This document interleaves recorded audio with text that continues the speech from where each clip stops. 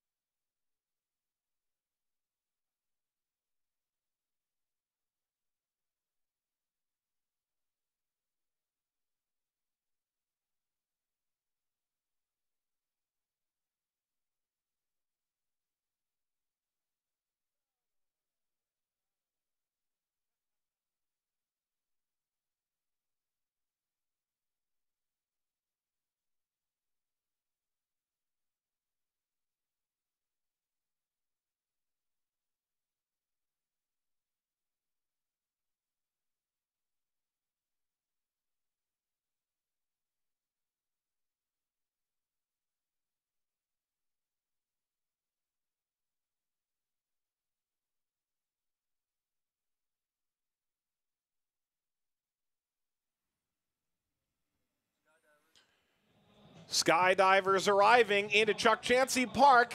Matt, you do this with your downtime, right? No, I wouldn't jump out of an airplane. I don't like flying at the best of times, but jumping out of a perfectly good airplane doesn't sound like a good idea to me. I thought Jose Ramirez looked really good last time out, but now we've got skydivers. Let's look at the lineups. We begin with this Oklahoma City Energy side. They're missing a handful of players tonight, notably Kyle Highland and also Juan Pablo Guzman, their captain, not in the starting lineup. Missing Highland is definitely going to be a big miss on the left side, but Sean McLaws is a great player to come in. and then also losing your captain as well is going to be a miss. But those other players that can step up and lead, and look for Callum Ross, number 4 in the center area of the park. He's a really good player as well. Well, for Fresno, I don't know. Do you know? So this is what was turned in to the referees. Whether or not this is what we're going to see is an entirely different argument. Opta, the statistical provider to the USL, has since turned this whole thing around. Well, what Opta have looks a little bit more like it makes sense, but certainly we would expect Juan Pablo Caffa to play up top, Ribeiro to be in the middle. So it'll be interesting to see what actually does happen once the whistle goes and the kick happens. Everyone knows how to take this picture. That part is easy. It's where they all line up after this where it all really gets jumbled up. As Caffa, the captain's armband again, and you do wonder for Fresno. They got their win now on the road. It wasn't necessarily exactly the way they played in their 2 home games, maybe not nearly as in control, but now you've got a 3-point performance under your belt, don't you? You do, and that's winning breeds confidence, and winning is a habit, just as losing is a habit. And I think that the morale that Coach Smith has been praising his team for, and the stick-to-itiveness that the team has had and shown in the first 2 home games is fantastic. And I think they showed the fruition of that in their midweek result. And I think that they will continue to have success as this season goes on. Well, the referee's waiting to get this thing started in downtown Fresno tonight. Another good crowd anticipated for professional match number 3 of Fresno Football Club history. Jonathan Brown's ready to get things going for OKC while Fresno puts the ball in play. They're in the gorgeous navy jerseys tonight. OKC in their white with OKC green and blue outline. Well, we know Camden Fayewo starts on the left-hand side. That's a good start. Well, definitely we've got El Campo in the middle of the back line along with Daly.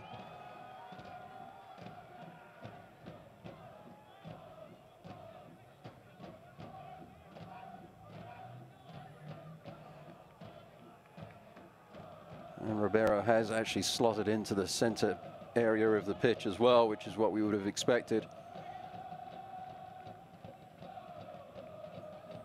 And Johnson is on the left wing, which is where he's played in the first 3 games this season. So maybe it all wasn't so wildly put together after all. Richard Dixon knocks it back. A touch here for Joseph Ajay. Makes his first start for Oklahoma City. Coming in from Ghana. Intercepted by Johnson. 2 goals already for Fresno. And he puts the moves on here. Baril a touch. And Matt Van Okel is the starter yet again. Here without Cody Lorendi due to injury. He's still on the roster. Brian Byers is the backup. And C.J. Cochran, who played so well in the playoffs after that injury, has since moved on as well. A throw here for OKC.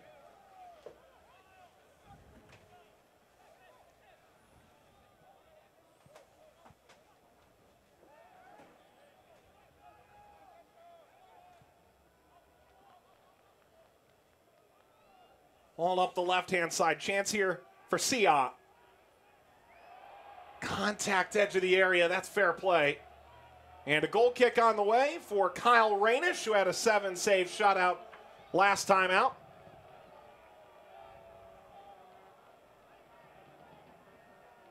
Navarro, though, just pulling his foot away. No foul call.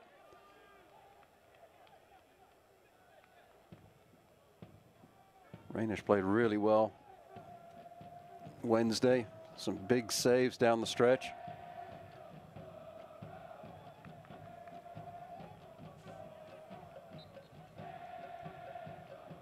And what's amazing is that he had 1 save through 2 games on 5 shots on target. And then you go to Seattle and you stand on your head, pick up 7 saves, and suddenly the numbers fit the overall strategy a little bit more, don't they? They do. Very involved in the game. In the interest of your safety, please be aware that soccer balls may fly into the spectator area and be dangerous and cause serious injury. You saw Steve Cook there. It's his fourth game at the helm. He was the interim head coach in what was a bit of a catastrophic season for Colorado Rapids. They cleaned house and brought in Anthony Hudson, the former New Zealand head coach, after Pablo Mastroeni went out.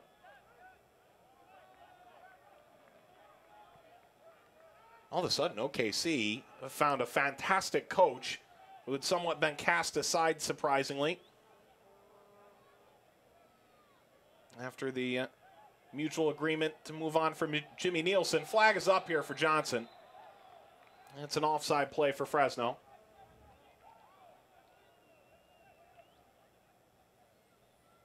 Well, we were wondering how things would work out with this lineup, Matt. The two outside backs for Fresno are out tonight. An abdominal strain for Zach Ellis-Hayden, who had the assist on Jamal Johnson's goal last time out.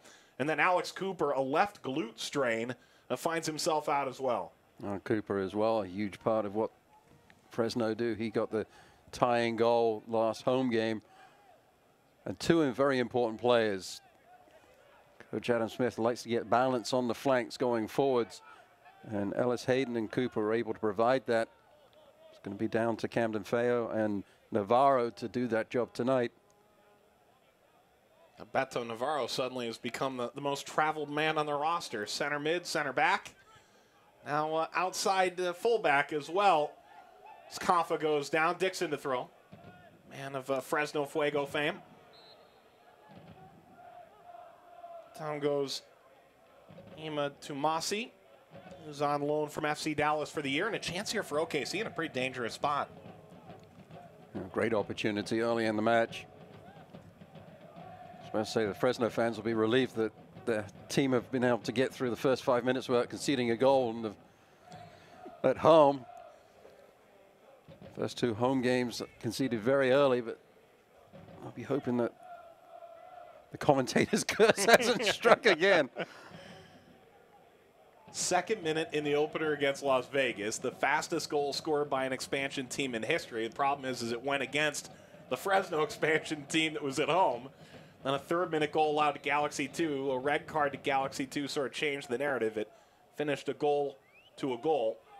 Brown puts this back in play. Kaffa the first man to it. Backing up is Barrera. Brown knocks it down, and Kaffa lofts it away. Well, ricochets out near midfield. Nice idea from Noah Verhoeven. Earned the chance to start again with a strong performance on the road in Seattle.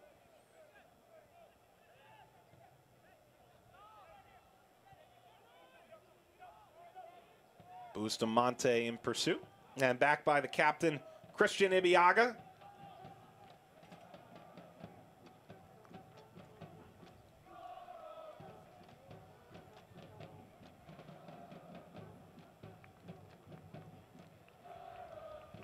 Not very fluid in the early going. Neither team really connecting a lot of passes together.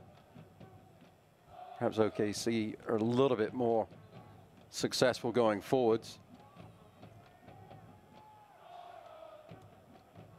Away from Sion.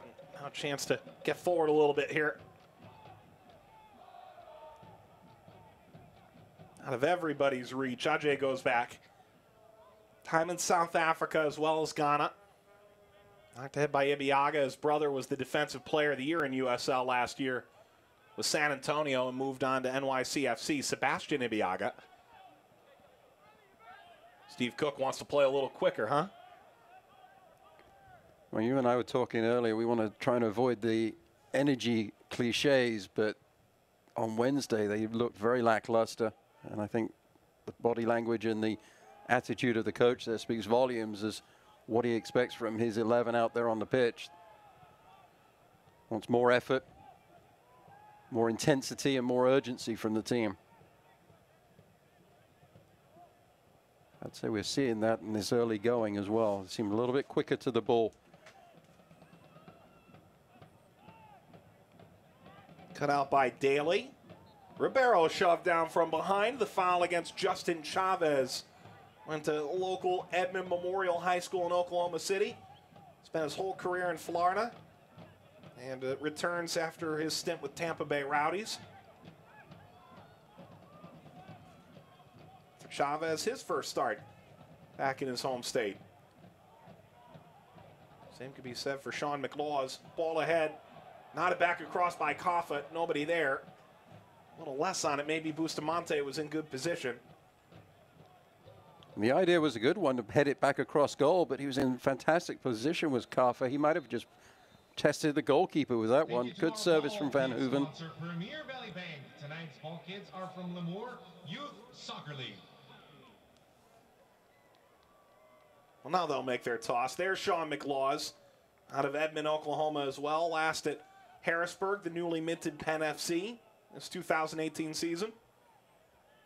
Backed by Callum Ross. Kaffa. Bustamante, player still down for Oklahoma City. Back to his feet now.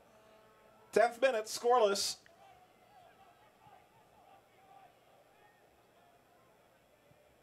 Fresno a win last time out on the road midweek at Seattle. Playing in front of a rabid crowd in Tacoma. Oklahoma City struggling at home in front of a great crowd at Taft Memorial Stadium in Oklahoma City to an Orange County team that looks much, much improved this year. Richard Dixon there, just tug of the shirt, pulling Jamel Johnson to the ground.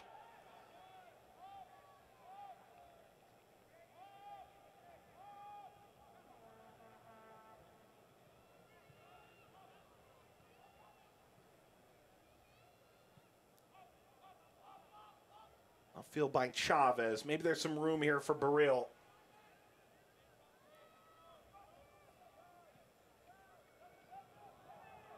Slipped ahead. Brown at the byline, lifting too far for Tumasi. Up by Dixon. Ross overrun for the ball. There's Kaffa. Bustamante did the hard work. Ribeiro pings it wide. It looks good from Fresno. Barrera stabbing the ball ahead. Good step at the vital moment from Ajay.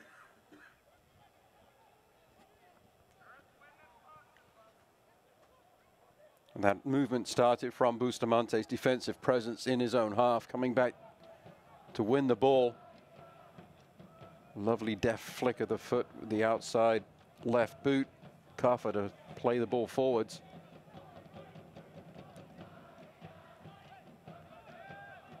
First two home games, Mike, Kaffa played in that hole behind the front forward. He's coming deeper tonight, trying to help out the midfield players, get on the ball a lot more.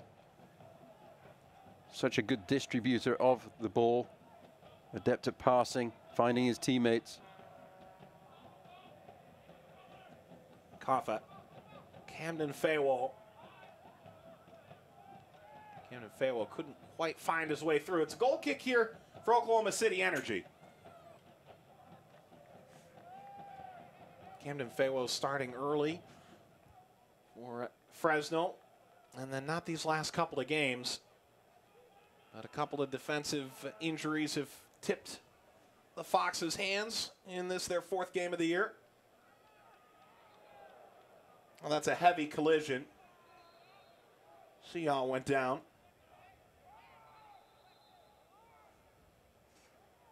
Navarro involved in that. Is the official soccer ball of the USL. For the latest select products and special offers, please visit Tumasi kicks that into Fire Squad Fresno.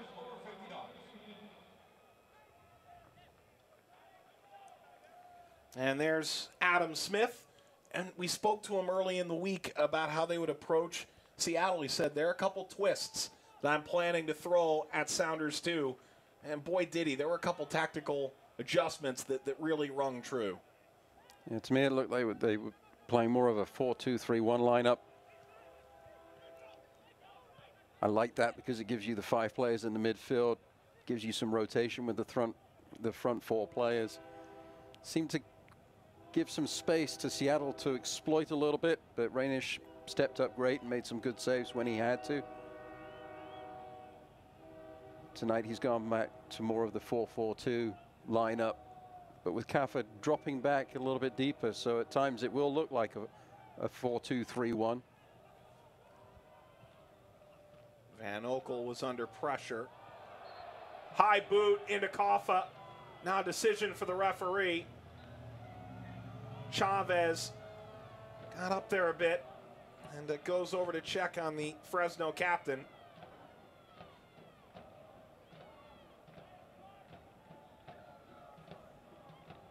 And will it be anything more than a warning for this? I just think it's a free kick, dangerous play. Arm of the referee goes up in the air, indicating an indirect free kick. Make some noise. Juan Pablo Kaffa certainly seems to be okay. Up quickly, thank goodness. And boy, after a shot like that, you wonder just how intent he is on scoring on this. He's one of the fantastic set piece takers in USL last year for Tulsa. Well, it has to be touched by somebody other than Kaffa before it goes in the back of the net, if it goes in the back of the net.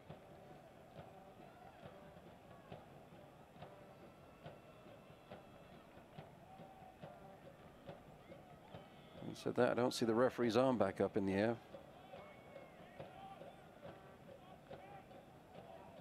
A grid of energy here. It is Kaffa going for goal. He scored! Juan Pablo Kaffa! Golazo! 1-0 Fresno.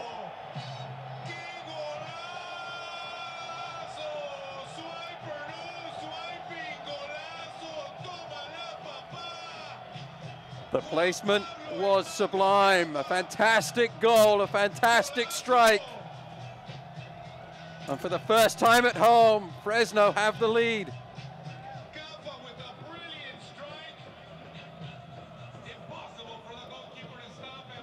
Walk up there with your ball in your hands and see if you can place it any better than that.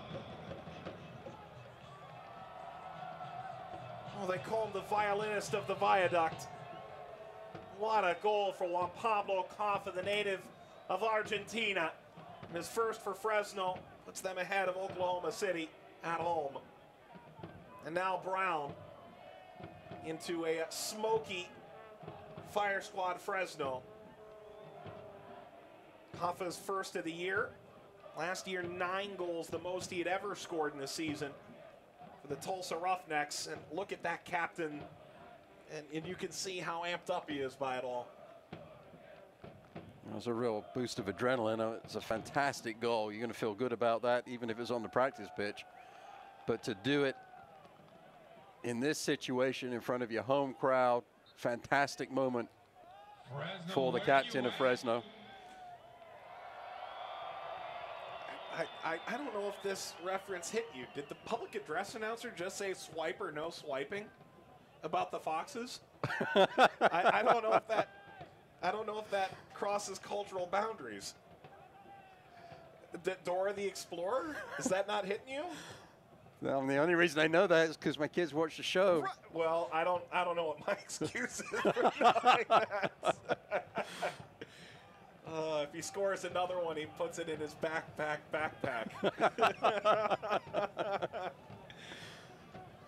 Goodness gracious. There are very few public address announcers that are quite as on point as the one at Chuck Chansey Park.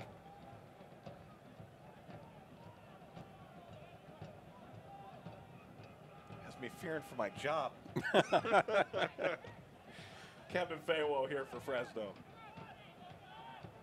It's unusual to hear the public address announcer saying the goalkeeper had no chance on the shot. Ball across, Kevin Faywo swiped aside. Ribeiro stepping back, Van Oekel back into place. Dangerous times for OKC on the road. Camden Faywo swerves in across, knockback Bustamante. Play continues on for the Foxes. They've got their lead. A 15th minute, fantastic free kick. Barrera upended. Play continues, rightfully so. Baril. The crowd want another opportunity for Kaffa. Good defensive work for Energy to keep winning the ball in the important part of the pitch for them, the top of their defensive third, but as yet they haven't been able to pass their way out of trouble. Dixon, cross field, there's room to exploit. Navarro stepping in well. Wide by Barrera, and there's Navarro again. Primarily a center back. They felt like they played him a bit out of position. It was a bit of a gamble on opening day. Another chance in the starting order, chipping this back, and Rainish has to play it with his feet. Brown went down under the challenge from Daly and looked at the official and wondering whether there was going to be a whistle blown or not. To Brown's credit, didn't hear the whistle, just got up and got on with his business, put some pressure on Rainish.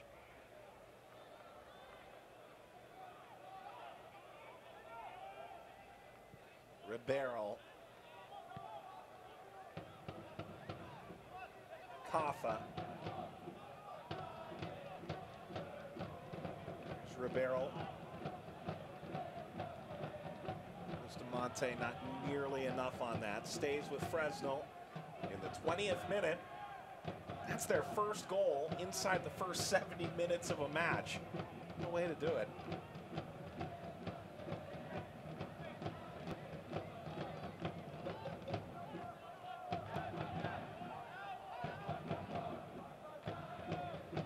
OKC Energy just having the one player up top in Brown. And those two center backs of Daly and Del Campo getting more and more comfortable with each other as the season progresses. You see in Camden Feo and Navarro creeping further up the pitch, joining the attack. That's going to make life even more difficult for the Energy.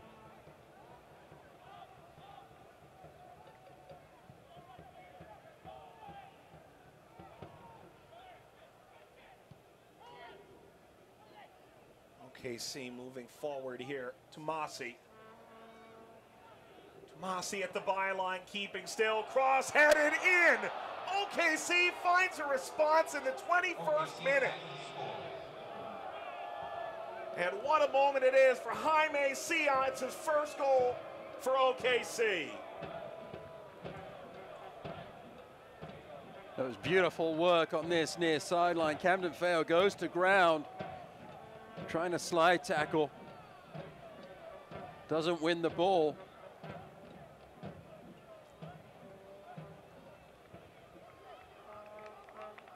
And there's Tuamasi just stands the ball up at the back post, and Sio's there. Ball played out.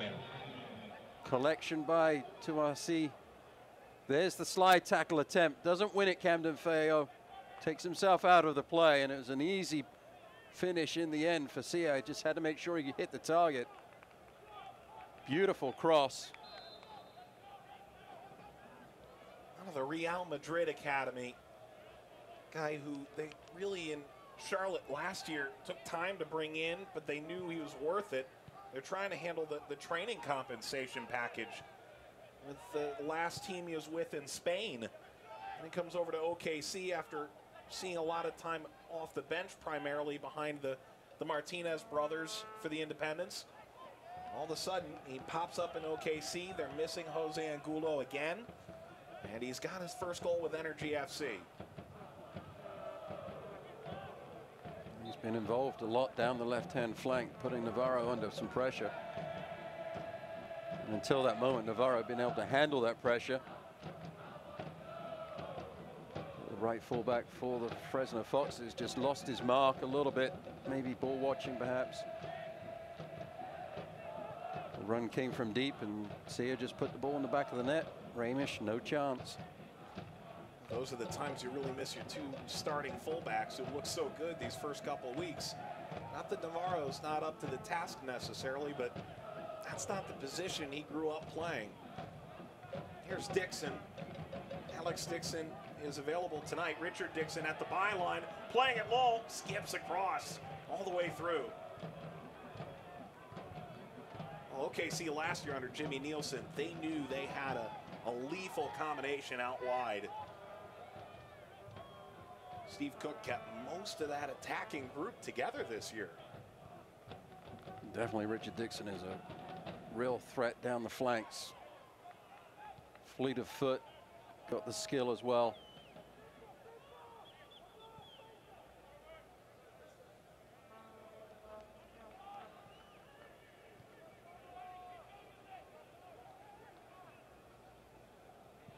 Ajay, long diagonal ball. Baril, back for Tumasi. Plays it through. Ross chasing in on this. And out by Ramon Martin Del Campo. It's a corner to Oklahoma City in the 24th minute. A game that, quite frankly, didn't have all the offensive fireworks you would anticipate, but have already outscored a few USL games today.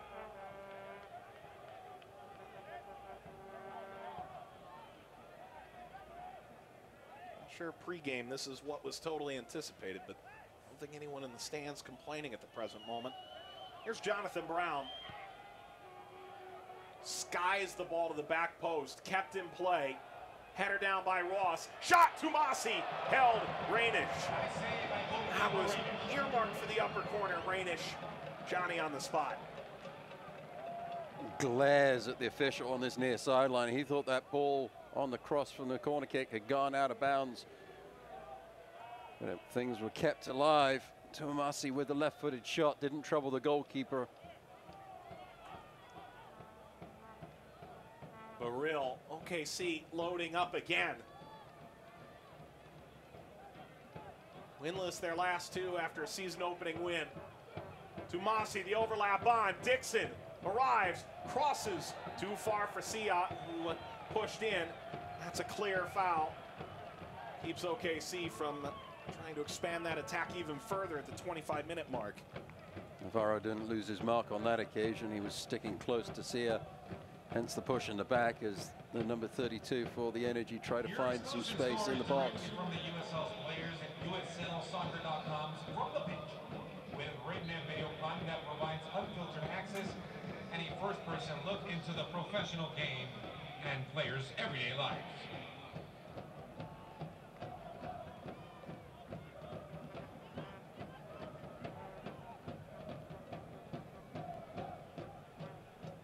Rainish boots it out.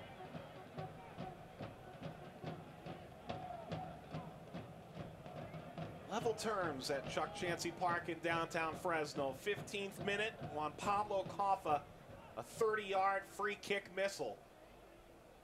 6 minutes later, Jaime Sia's first goal with OKC. Chipped ball into space. Ibiaga off of Barrera.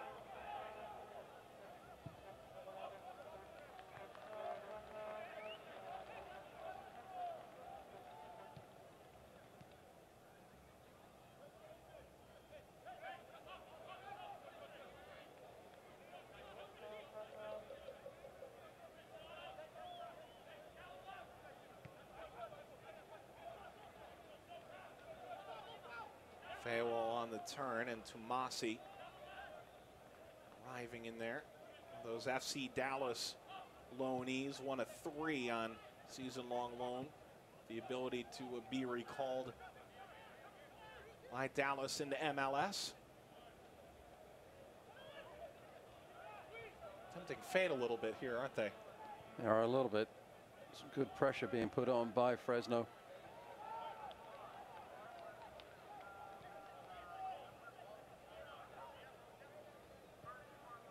That's another thing the USL, though, gives these players. Wouldn't necessarily get the playing time if the only league available was the MLS. But because you got high-quality soccer being played at the USL level. Here comes Sia, missile wide. I drilled that from way outside. Looking for a second.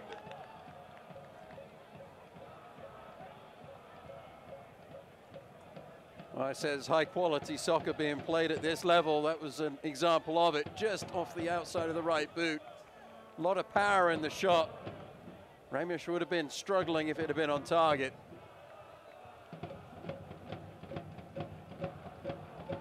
Third-round pick from Colorado just had that swerve away from the post.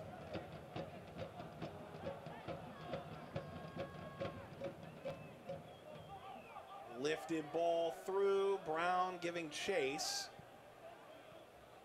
And Fayewo after it. If you're Steve Cook and you felt maybe things were a little lackluster in the midweek, I don't know that you could say that today on the road at Fresno. And maybe he was a little concerned for the first 5 to 10 minutes, but certainly when the goal went in from Kaffa, it woke his team up, and they've been on the front foot ever since. It was interesting because it's a fairly similar start to 2018 that they had to 2017. It was a very lackluster, poor energy OKC team that was playing last year. But then they got into a run of form and they started playing the style and the quality of soccer that we expect from this squad. I think that Coach Cook is going to get that going a lot quicker this year. You can see why Kaffa's a bit frustrated here. Ajay going over the top. And you think back, Jimmy Nielsen largely said maybe early on in the season my expectations were a little bit too high at the outset. They sort of sputtered out in 2016 down the stretch. They were in the upper couple teams in the USL, had games in hand, and it didn't end up working out. Richard Dixon saying this week that part of the goal of flipping the page from midweek was starting a little sharper too, even within this game, as much as for the larger season for a group that's won playoff games in each of the last 3 seasons. Barrera lofts it way upfield. This is a goal kick. The Foxes have the height, they have the targets in there. It was a good service in. Not able to turn it on frame or create a goal scoring opportunity from the set piece, but I like the fact that the ball was served in deep.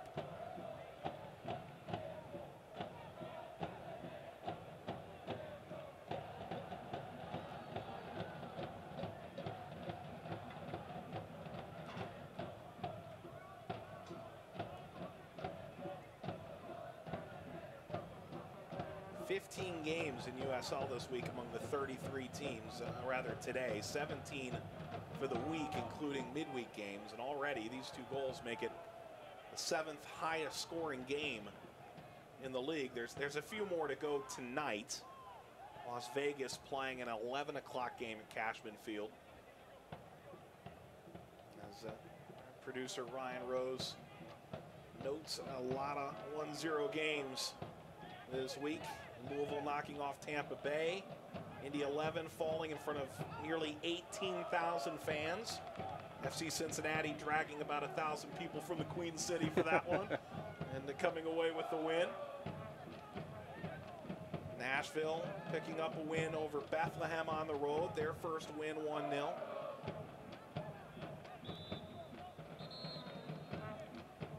Exciting times for individual teams, even if the goal line, score line might not totally indicate. So at the top of Brown, and Rainish will have a goal kick here in the 32nd minute.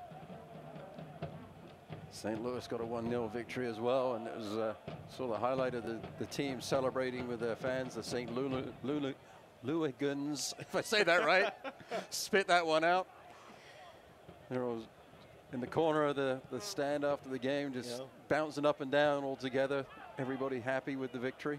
I think Kaffa might have been the closest, as Brown whistled for a foul here, the closest thing to a goal of the week competitor to what we saw in the St. Louis game.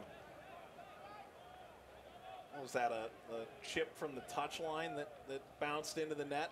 Yeah, it was Kyle Gregg that got the game winner there off the assist of Lewis Hilton.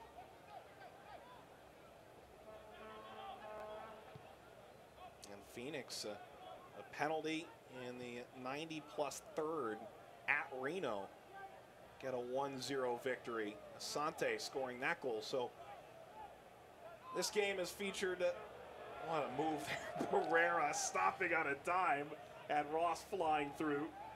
That'll be in the skills highlight tape this week. Kaffa takes over, but this 1-1 game has had some thrills already. I wonder if they could add a red cape to that and an Olay. A fantastic move from Barrera as he's coming more and more into the middle of the park.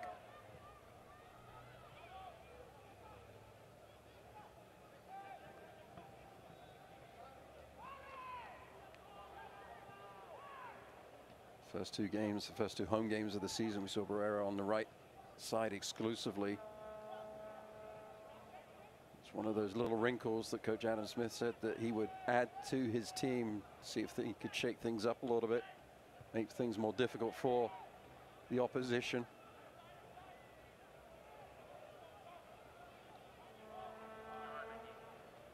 Kaffa. Barrera.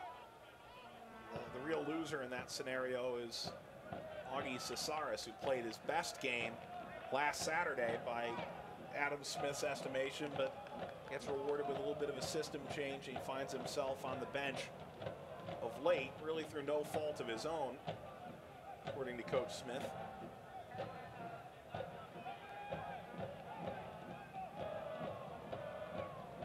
It's a great option to bring off of the bench, but when you've got the players of the quality of Kaffa and Barrera who are able to step in there as well, it makes it very difficult to get the playing time.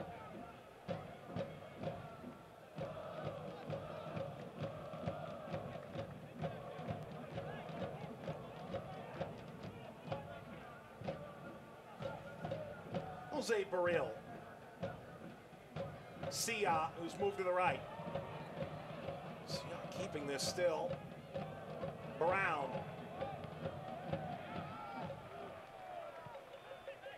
Dixon. Johnson in pursuit. A little shove from behind. Dixon went flying and a foul against Jamal Johnson.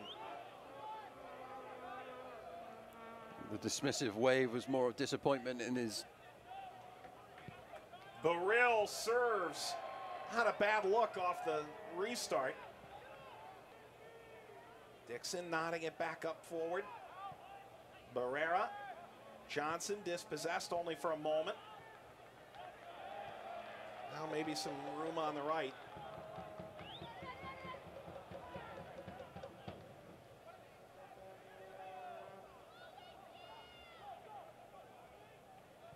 Verhoeven has switched out to the right as Barrera is playing more centrally now.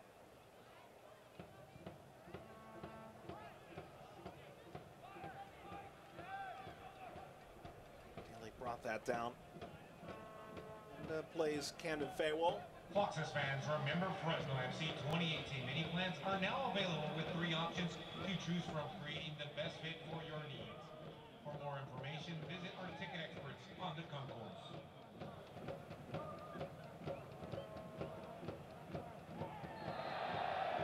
Collision there, free kick, and the home crowd agrees. Leaves the youngster from Canada, Verhoeven, a little shaken up. Restart is on here for Kaffa. Ricochets off to Masi, who had the assist for OKC. Crossfield for Camden Faywell.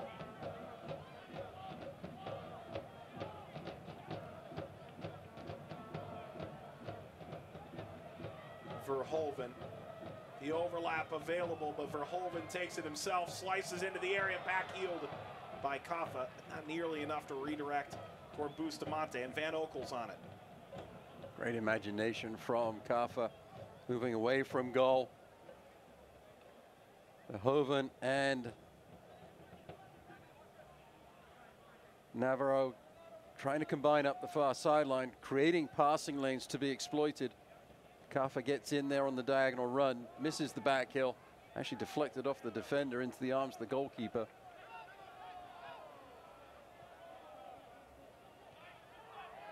Convoy of blue jerseys. Ribeiro is down. Another collision has Bustamante on the ground, and a yellow card's coming. This will go to Richard Dixon. It's his second yellow card of the season. First of the match for either side comes in the 38th minute. Immediately from the slide tackle, you see the player's reaction there. Goes straight over to Ribeiro to apologize, knows the card is coming. Players hitting the deck all over the place. No argument there from Richard Dixon. He knew that that one deserved the yellow. Member of the Reggae Boys, called up to Gold Cup last year, injured in U.S. Open Cup.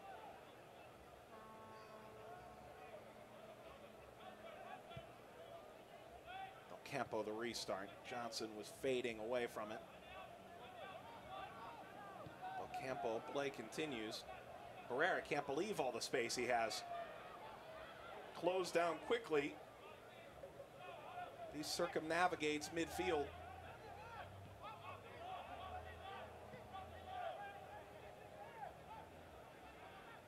Trotting ahead, Ribeiro into the attacking third. And didn't have Kaffa racing up the left-hand wing. Not sure Kaffa would have got on the end of it, even if it was racing up the left-hand wing. That was a poor played forwards. Foxes are stringing some passes together. They just need to get some more industry on those runs going forwards.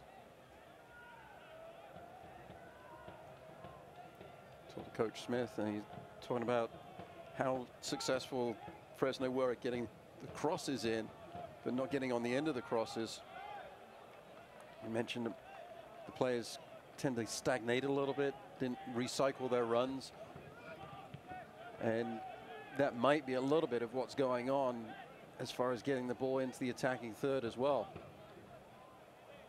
See a lot of balls being played backwards and laterally across the pitch because your back line and holding midfield players don't have anybody to release the ball to.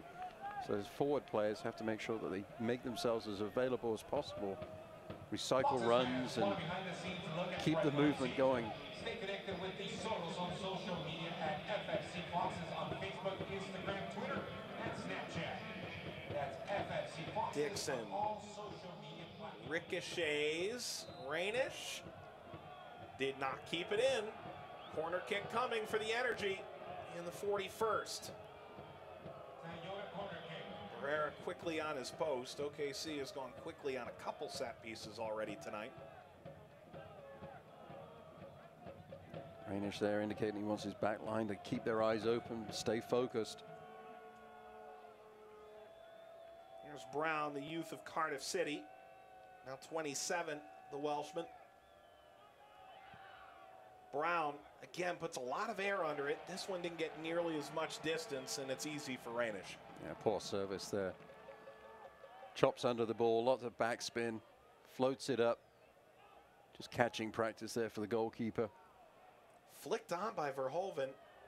That headed into the stands where it's a dangerous projectile by Sean McLaws. And the question is, where did it go? It's up there somewhere.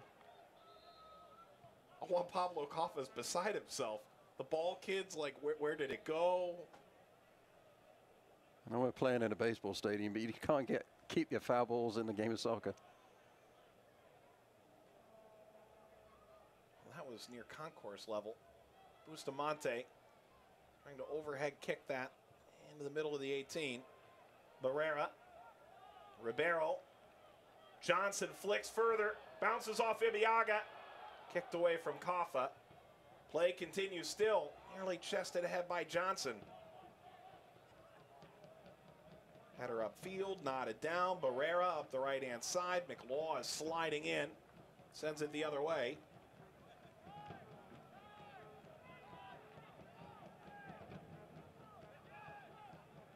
All the players were asked from OKC Energy what they saw from Fresno, and both that were on their preview video on the website mentioned Mickey Daly as one of their good players. Came over to OKC in 2017. Returned to the state of California, where he had previously played with Sacramento. Daly, a native of Sonoma, and played at Cal State in LA. 5 in blue for Fresno tonight. Back heeled on to Kaffa, and the return ball on point. Verhoeven knocked off his foot by Baril. It's a beautiful tackle there from Baril. So important as a midfielder to track the ball back, follow the play defensively. You time your tackle to perfection like that. It's wonderful to see. You got to make sure you make the right decision. Coming from behind the player, it can be dangerous, can create a free kick in an opportune situation for your opposition, but Baril made no mistake. Johnson puts it on his right. Ball over the top, bounces down. It's in Van Oekel's hands.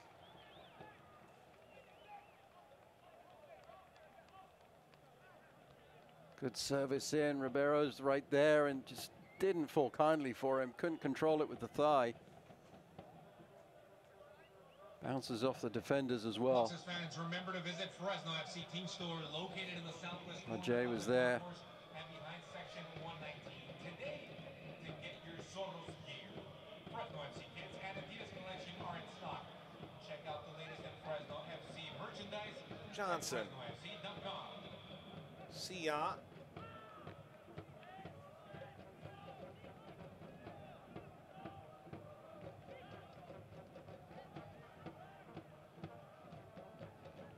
Herrera got a touch to that, but Tumasi is back into the attack. Ribeiro on it now, and Barrera.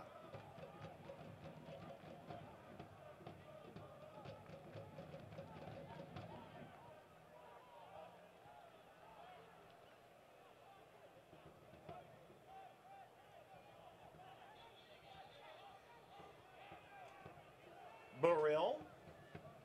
The attacking phase. Sia lays it back. Tomasi was on the wrong foot. Now a chance for Koff at a counter. Ball laced up the right side, out of the reach of Verhoeven.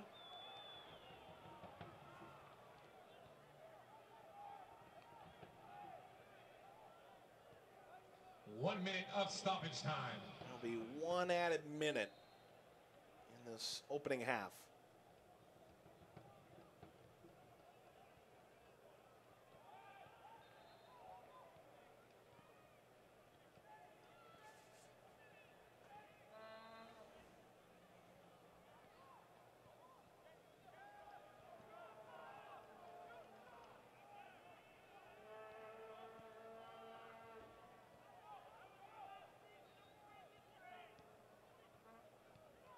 Couple collisions. Johnson back to take it. Barrera. Is there a late go-ahead goal here before the halftime whistle? Ribeiro. Referee goes flying to ground. Camden Faywall lines it ahead. Bounces to the far side. Chance for a cross, perhaps, for Verhoeven. McLaw's covered a lot of ground. Verhoeven serves. Nobody there. Runs all the way out over the byline. And Van Oekel should be able to put us into halftime. Again, the crosses are there for the home team, but the runs in the box can't find the finished product.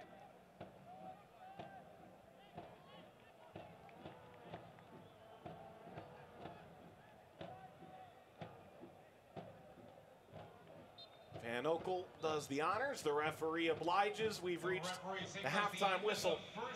Fresno, the early goal, Juan Pablo Caffa, fantastic. And then a leveling goal just 6 minutes later from Jaime Sia. Two quality goals that we've seen in this match.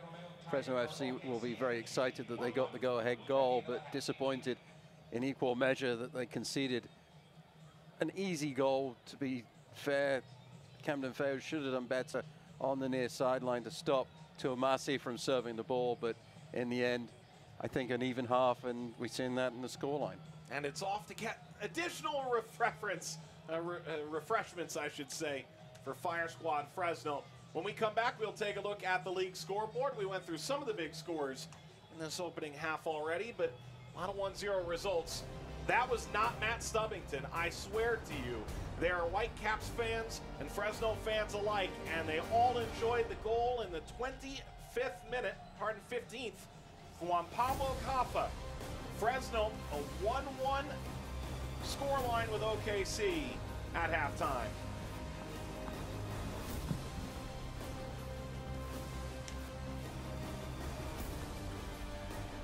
And now we send it down to the pitch with Alexis Gouveia for a quick game of Beat the Foxes. Thank you, Raul. I am down here with my friend Rochelle. How you doing today, Rochelle? All right, so we're going to be playing a game of Beat the Foxes, okay? So you have 20 seconds on the clock to name as many things as possible on one specific topic, all righty?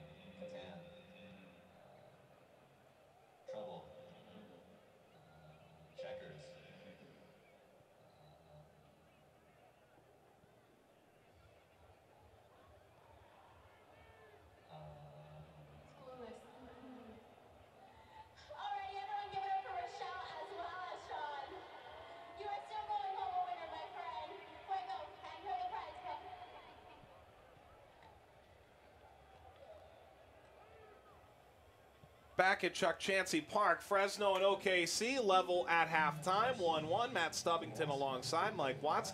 Young fans already got the scarves on at this point as the sun sets in downtown Fresno. Great scarves for the youngsters to wear and support their team, and some interesting scores around the league today, Mike. Some you don't see. Charlotte and Atlanta finished 2-2. 5-0 Orange County over Tulsa. Folks, they might be for real. Richmond came back with 2 late goals to topple North Carolina. And then here, we had a feeling that some of these would be close games, but New York blowing out Charleston after falling to Atlanta on the road last week. And a couple of these are big-time results for teams that could really use them. They are big-time results, and winning is a habit. Losing is a habit.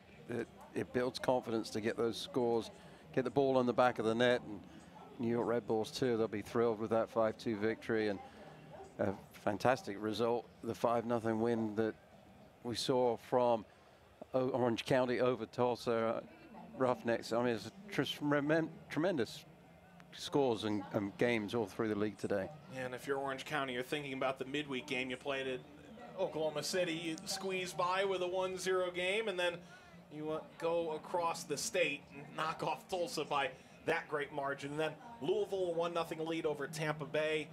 That final in the Eastern Conference. And for Phoenix and Reno, those could be 2 of the top 4 or 5 teams in the West. Really tight game. Could have been 0-0, and a late penalty for Phoenix sort of sets that one apart. That's how small these margins can be. I'm not sure what I'm looking at, Matt. Oh, tasty morsels from the concourse. That's right. Jake Edwards, the president of the USL, has had a segmented interview over these opening weeks at halftime. We show you the latest piece of it. The full interview is available over on YouTube. At halftime, Fresno 1, OKC 1. Back with more after this. Hi, we're being joined today by Jake Edwards, president of the USL. Just getting ready to kick off an exciting 2018 season. Jake, thank you very much for joining us today. My pleasure. So, Jake, the expansion this year has brought a large group of new owners to the USL to complement this already very strong base of ownership that we've seen that's really led to the success of the league. Talk about the USL ownership group and what these new folks are bringing. Many of our owners, I'd say the vast majority of our owners now, have owned and operated sports organizations in multiple different leagues. They bring with them a real understanding of the economics of sport, what's required in terms of an investment level in the facilities, in the community, in all the different programs that our teams run.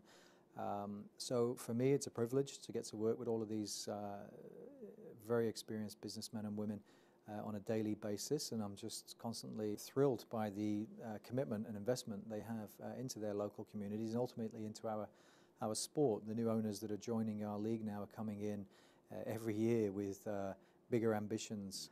For us, we continue to drive value from a business point of view. The model continues to attract more and more sophisticated owners into the league, and that's something that we believe will have such a positive impact on the future of this league and the new initiatives that we want to embark upon. Last year we surpassed 2 million in attendance. Talk about what your expectations are for this season and in terms of attendance at live games and just overall awareness of the league. Yeah, our fans are the lifeblood of this league, as they are for every league. We've seen the support for our clubs grow exponentially. We're already significantly ahead of where we were this time last year on average per club for season tickets. I think it speaks to the excitement. It speaks to what's happening in the local communities. It speaks to all of the things we're trying to do. Building new stadiums, creating more exciting, authentic environments. Attracting better players, having a more competitive and compelling league. I think it's, at least for the league office here, a substantial investment in content production. And infrastructure around the broadcast, around the digital and social. And so we take great pride in growing that area of the business and engaging with the fans from a team point of view and a league point of view. Full interview over at YouTube on the USL page. It's 1-1 between Fresno and Oklahoma City Energy. The Energy have been one of the most successful teams in the USL's Western Conference over the last couple of years. as Fuego the Fox enjoying the halftime entertainment. Energy FC going as deep as the conference final last year. Vucic, injured midseason, broken arm, came back and scored against Reno 1868, knocking them out of the playoffs somewhat shockingly. And then Vucic wasn't done. He would score again the following game as they would take on San Antonio. They were down late. Ball played across here. Angulo, Vucic, 1-1. It would go to penalties. OKC would pull through on the road at Toyota again, shocking San Antonio. All of a sudden setting up a date with Swope Park Rangers.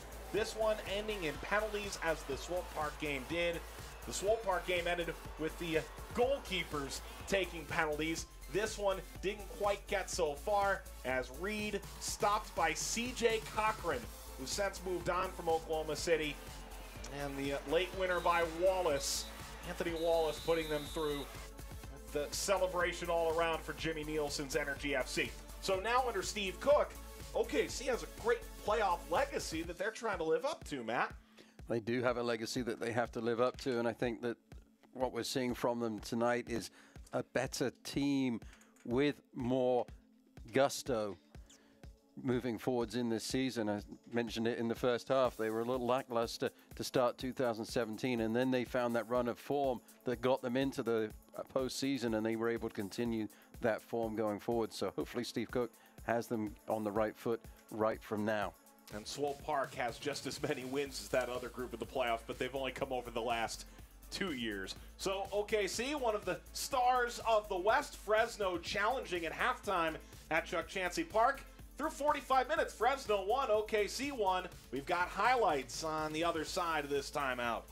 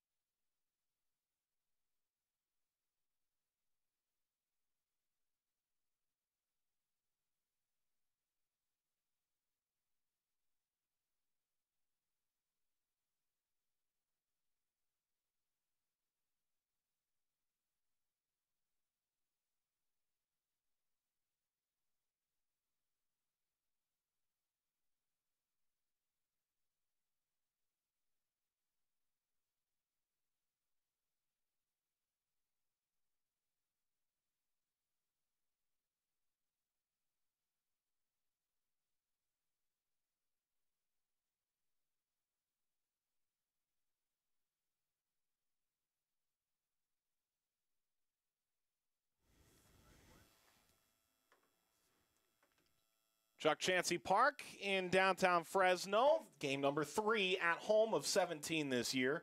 Matt Stubbington's alongside. Mike Watts with you. And at halftime, Fire Squad Fresno had a great reason to get excited. A fantastic goal by the captain, Juan Pablo Caffa. A quick response from Energy FC 6 minutes later has us level at 1. We look at the halftime highlights, and we got a minute and a half of excitement to show you, at least from the opening 45 minutes. Fans on their way out.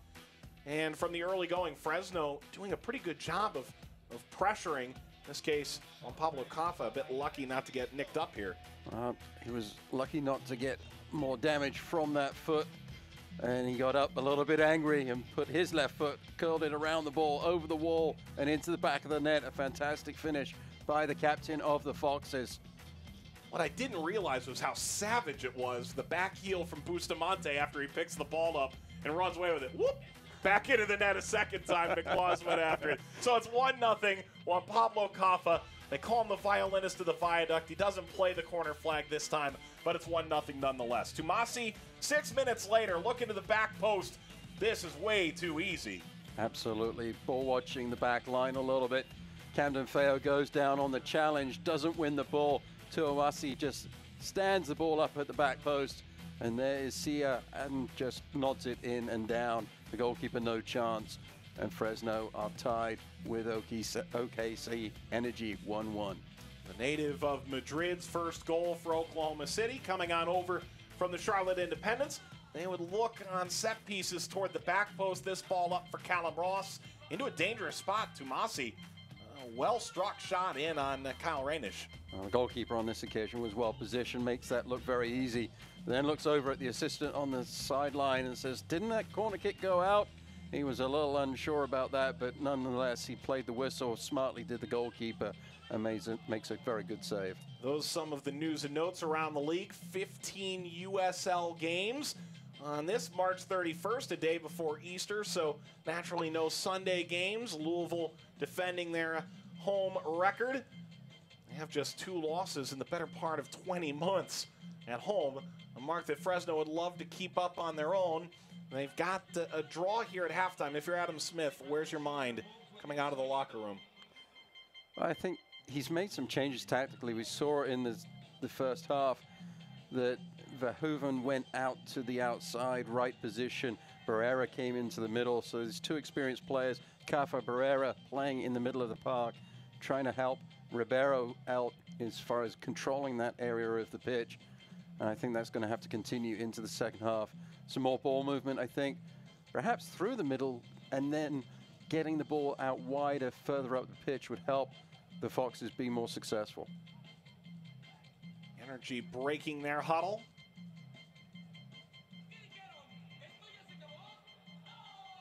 Referee checking his watch, ready for this second half of play. And Jonathan Brown trying to get something going offensively over the ball. Sets us up for half number 2 between OKC and Fresno Football Club.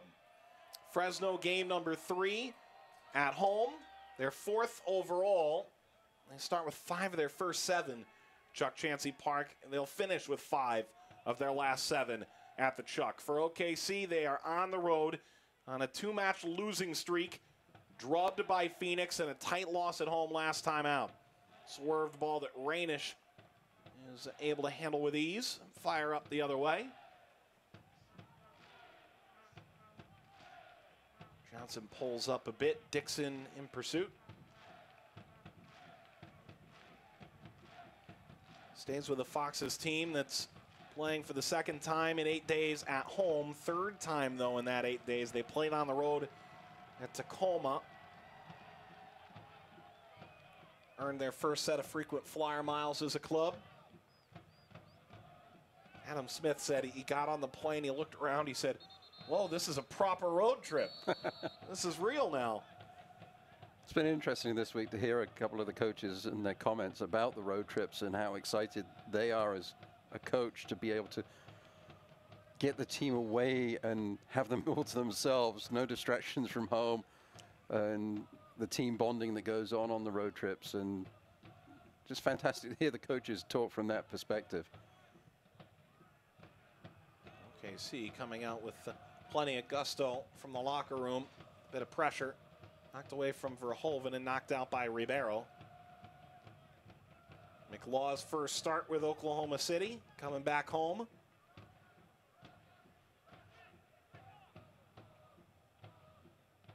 Touched ahead by Sia. Brown spins out.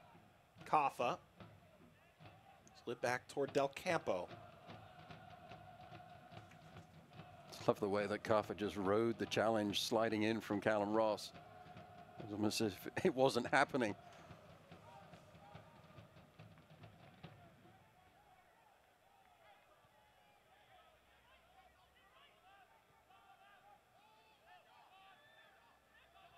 Varro.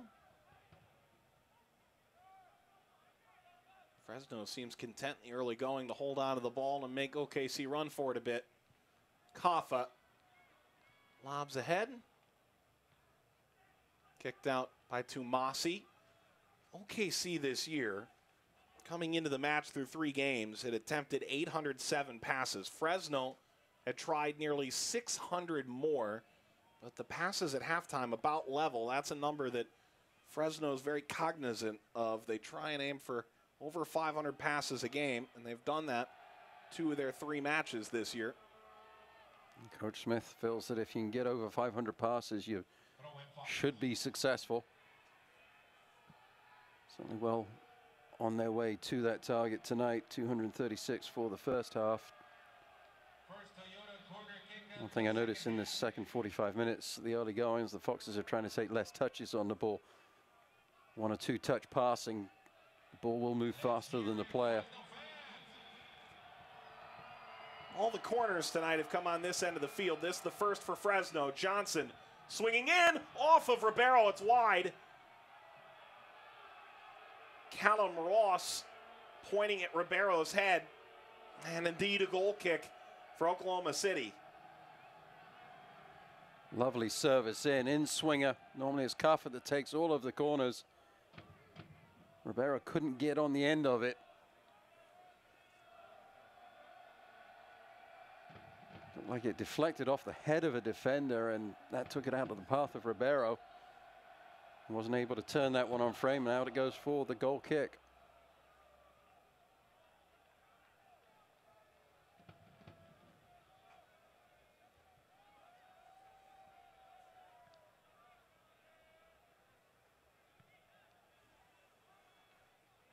Kaffa, the initial steal. Del Campo head in harm's way off of Johnson.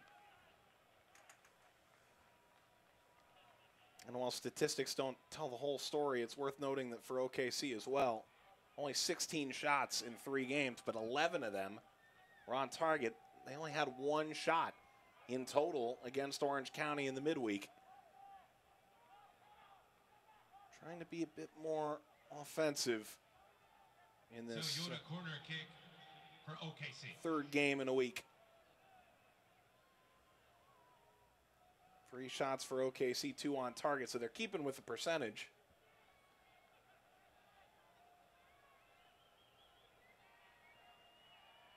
He's aimed high and toward the back post previously. This short ricochets through. And Brown's corner turned back to the halfway line. And not a great service from Brown. A little bit more pace on the ball makes it more difficult for Fresno to clear it, but too far away from net for it to be dangerous. Flag is up for offside. Barill's pointing at his own chest.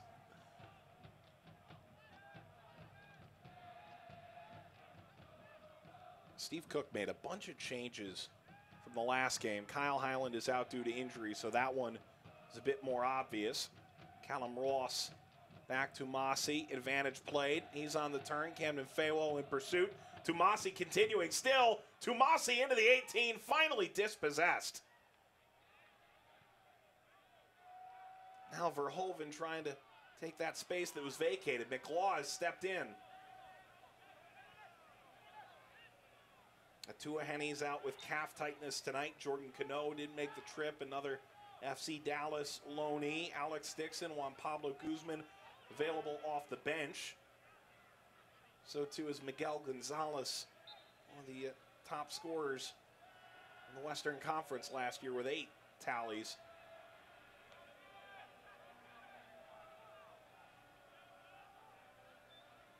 Verhoeven knows I'm not going to let you not make me get away with it. And that's heady from the 18-year-old. He's not having it. We asked who might be the most unheralded player on this team, and Adam Smith said, I think Noah Verhoeven has a limitless potential. All wound in, and Kaffa, strong header. Dixon. Brought down by Barill.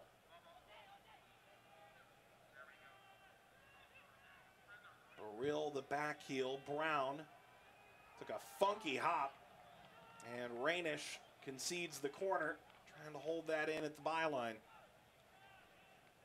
Asking his outside players to get the ball going forwards, but that was a weird deflection. Watching the body language of Hooven as well. He's looking to the sky in frustration that it went out for the corner.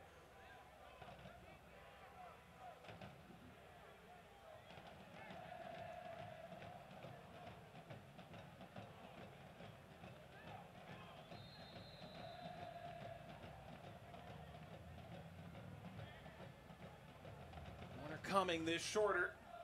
Brown. Back across again, and that's familiar territory tonight for OKC on their corners. And not a good service again, this one from the right from Brown.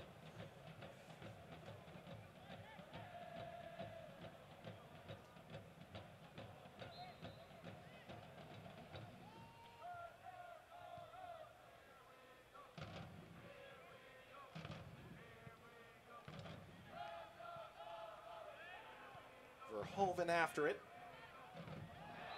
Ooh. Well, if you're Chavez, you have to feel hard done. If you're Fresno, that is a painful drop to the ground for a Danny Barrera.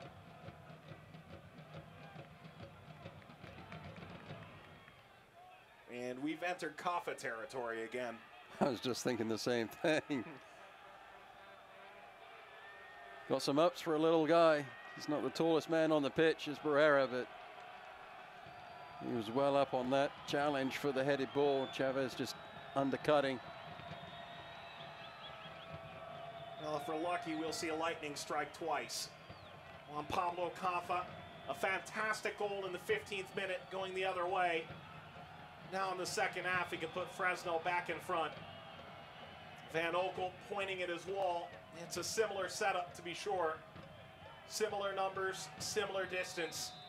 It's similar marksmanship. Ball fired on net, and this time right down the middle of the sticks. Caught by Van Oekel. Good positioning from the goalkeeper. Kaffa makes the goalkeeper make a save, puts it on target. Can't make any complaint on that. Maybe a little bit too much to ask for the quality of the first one to happen twice in a game, but certainly he's a chap that could do it.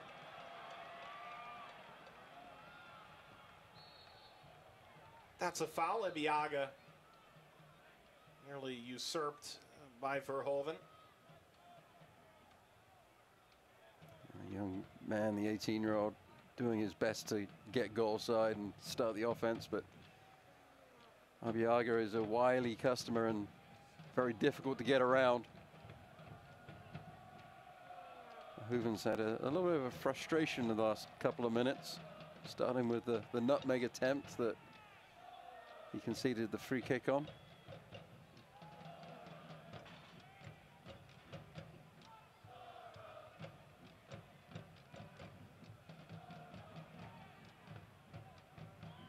Ripped off the pack of the referee, who was in the wrong place at the wrong time.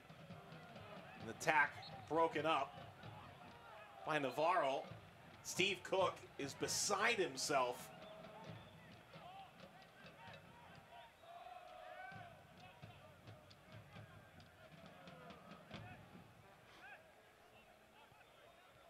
Barrera makes himself available again for Kaffa and serves for Johnson.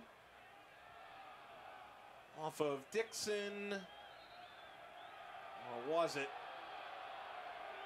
It's a goal kick. The crowd disapproves. Well, the telltale is that Johnson retreated back immediately to his position as a defender for the ensuing goal kick. The Englishman has a lovely touch. Think back to the first goal in Fresno's history, the ball that was played forwards by Camden Feo that Johnson collected with his right and then snuck in past the Las Vegas Lights goalkeeper.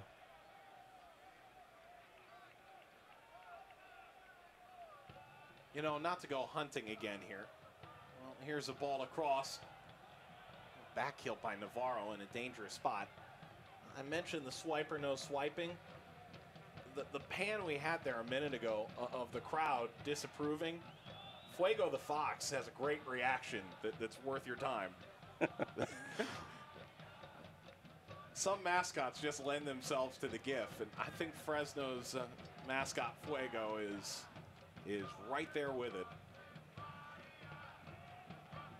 He has a great expression on his face as well. Those eyes, they just happen to angled in just the right way to be almost a cross-eyed appearance on occasion. I think it's Cosmo, the Los Angeles Galaxy mascot. That's some kind of species that's not entirely clear. I think that's the class of the mascot game, but Fuego's chasing.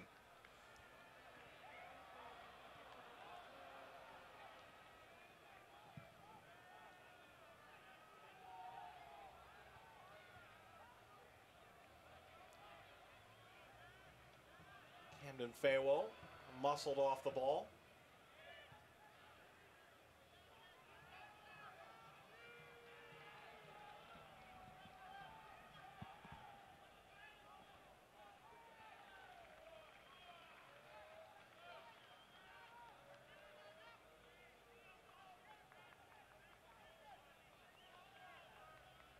Entering the 60th minute, Chuck Chansey Park, OKC responding to Fresno's early free kick magic at the quarter-hour mark. Both teams coming off midweek games. Both teams making substantial changes to their starting lineup. At the time when we spoke on Tuesday, Adam Smith said, well, we're fit at the present moment, but aware of the challenge that a midweek game presents. And then a couple fullbacks get injured and all of a sudden not nearly as fit. You got to rotate the pieces around a bit. That's the challenge on a long season, is managing your squad and get your players through the season so you're ready for postseason play. Brown fires in across. Rainish is there with Callum Ross pushing down the middle of the field. There's some space to exploit here. Johnson quickly on the counter, chasing in on Dixon. Johnson will go all the way to the byline. Service across. Header to push from Barrera. We said he wasn't the biggest, but the 5'6" midfielder trying to make himself big in tight quarters. Ronnie Argueta set to come on as Jamal Johnson's number called after that late run. He's a guy who's played a ton of minutes, and both his goals this year have come in the last 20 minutes of games. Won't get the chance here today.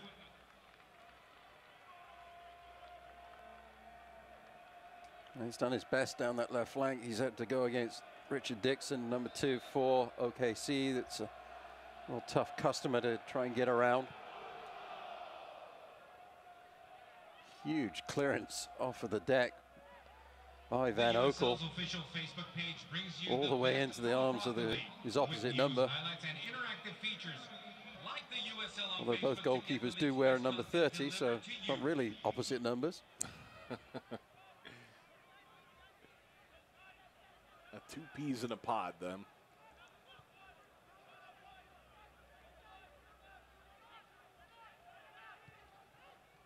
Alex Dixon waiting to come on.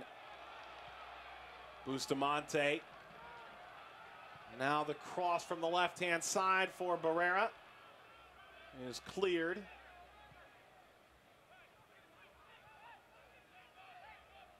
Del Campo. Daly. Argueta. Camden Faywo.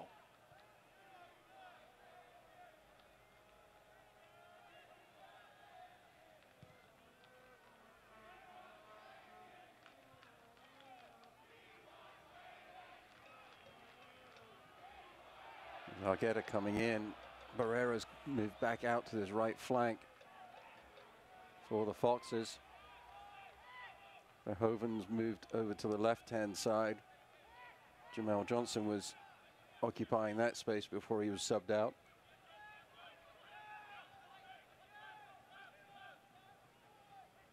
Beto Navarro, bit of a shove there. Ton of spin on it. As Bustamante recovers. Argueta wide.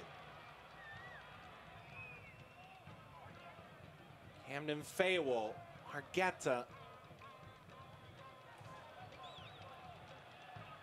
Ooh, there's a new beer that's needed over there. Dixon's gonna come on. The crowd's cheering. I don't think it's for Dixon. And the goal scorer on his way out, Jaime Sia, his first goal in an OKC uniform, Matt. That was all set up by Tuamasi. Beautiful run down the right flank and good movement into the box by Sia to get the wrong side of the defender, Navarro. Ball just stood up at the back post and into the back of the net goes the ball after that good movement from the number 32 who's exited the game. Headed along to Van Oekel. So Dixon comes on and Sia goes off. Guy who had only played 20 minutes in the opening 3 games for Oklahoma City. Ross, Chavez. Ribeiro took it away. Kaffa. Will Kaffa have a go? He lays off Argueta. Barrera swerves in service, knocked back. Barrera for Kaffa. Surveying options. Ball played through and ultimately wide of everybody.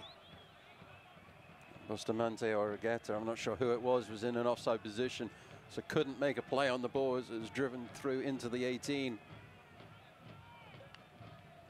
Coach Smith appreciates the ball movement, though. It was better from the Foxes. Thumbs up there from the coach.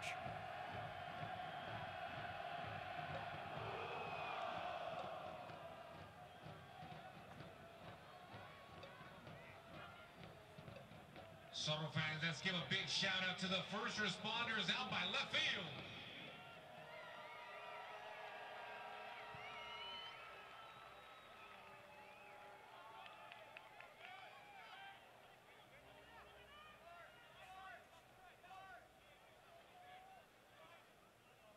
Throw coming for Navarro. Barrera couldn't slip it through.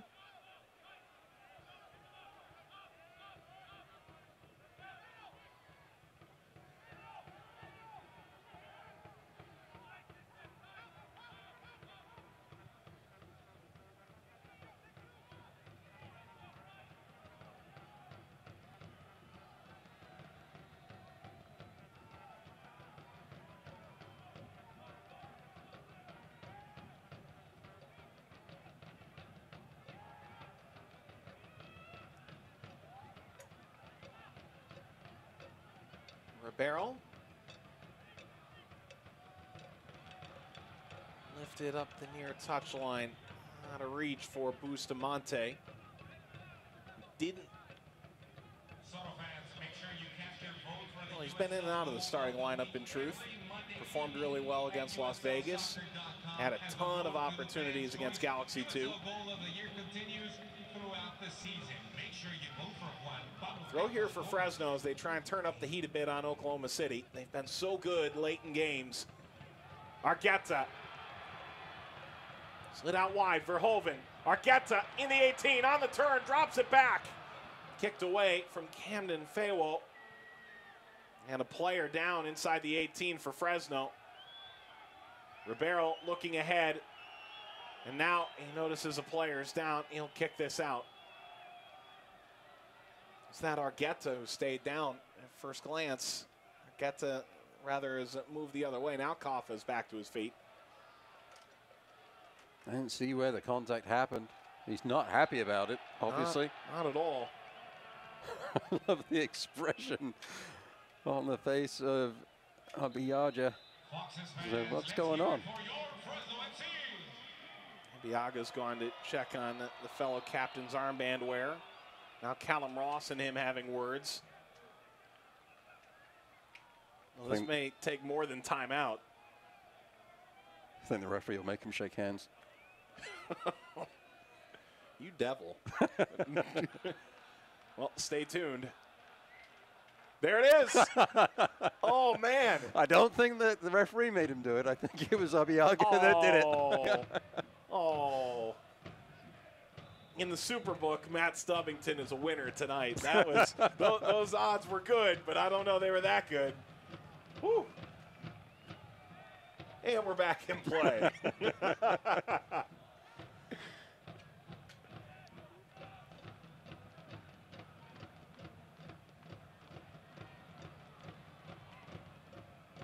Ball for Bustamante, cut out. Ross knocks it the other way.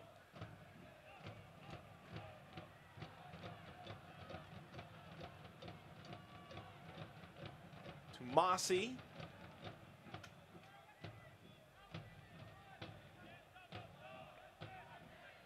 McLaws.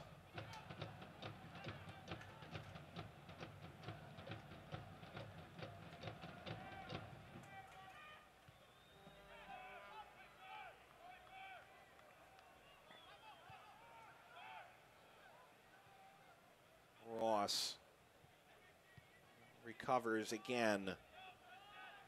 And there's Chavez.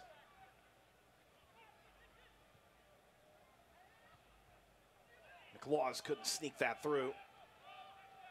The turn by Ribeiro sliced through by McLaws, and the restart by Beto Navarro didn't go according to plan. Tumasi. Dixon.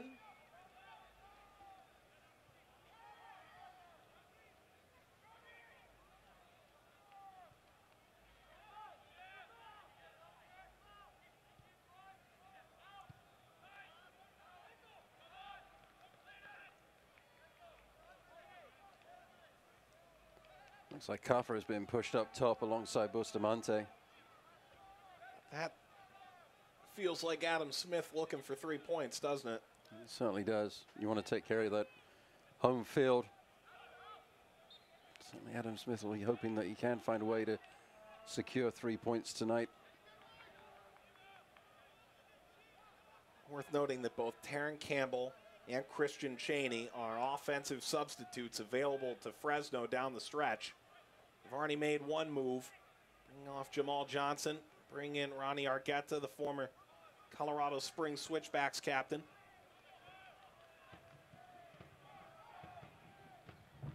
And Augie Cesaris is potentially waiting to come on. Ball ahead here for Energy. Rainish sweeping off the doorstep. Handball on Chavez.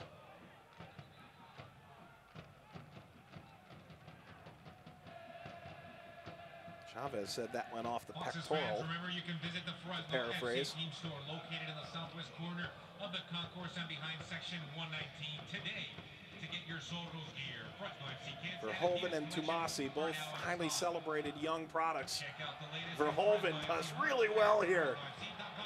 Verhoeven pushing on, got it wide. Chance to serve. Kaffa crossing. Popped up. Played further by Chavez. Camden Faywell reloading. Kaffa. Circles by Dixon. There's the service. Knotted out by Ross. Fresno continuing to exert pressure here in the 72nd minute. And more movement in the box. Camden Faywell lifting, and in the end, the easiest play for Van Oekel yet.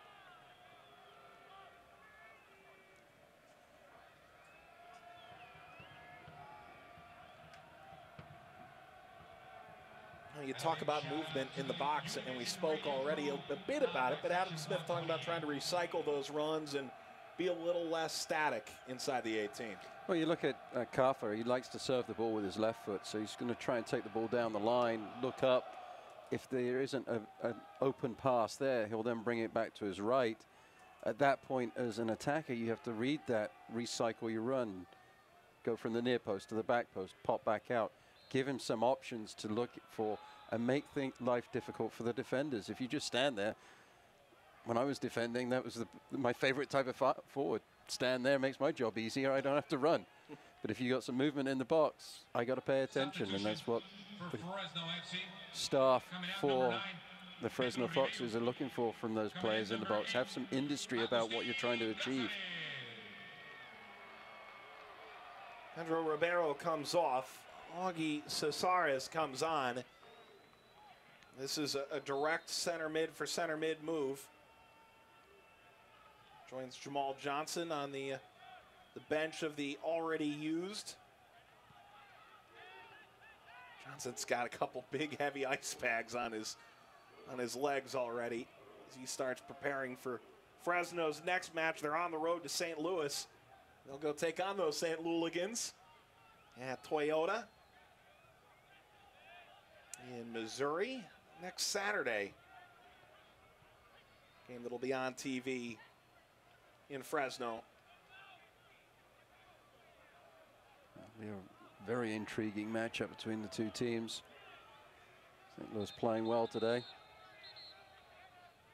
Fresno taking on a St. Louis team that, quite frankly, could have more than what they have on the table. I mean, that's a real rebuilt roster that is coming together pretty nicely for Anthony Pulis, whose dad has some fame as an English Premier League manager. It's got some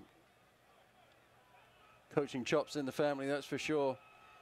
I think the starting lineup for St. Louis today, not one of those players was on the roster last year. Ooh. Hey, Fresno could say the same thing. Well, but they're a new team. That doesn't count. Right, what's St. Louis's excuse? And I mean, that includes the coach, too. Anthony Pulis wasn't there last year, so. This is an OKC team that's pretty mixed, in truth. Bring back most of their leading scorers. Angulo, fantastic. Miguel Gonzalez returning as well. Gonzalez for a second year. Angulo joined mid-season last year from Pittsburgh. But Angulo not entirely fit to start the season. He strained his abductor muscles.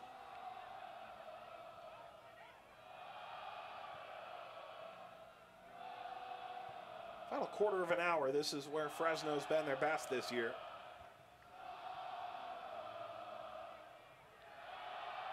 Miguel Gonzalez hopping up and down, which is a pretty apt way to describe his playing style. Energy personified.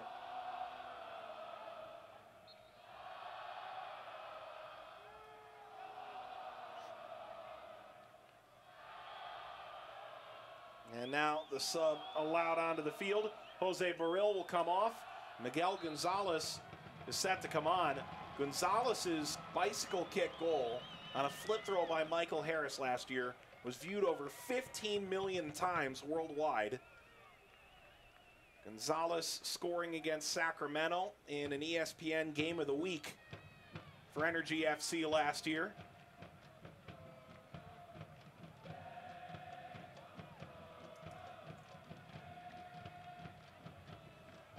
Burrell had a good performance tonight.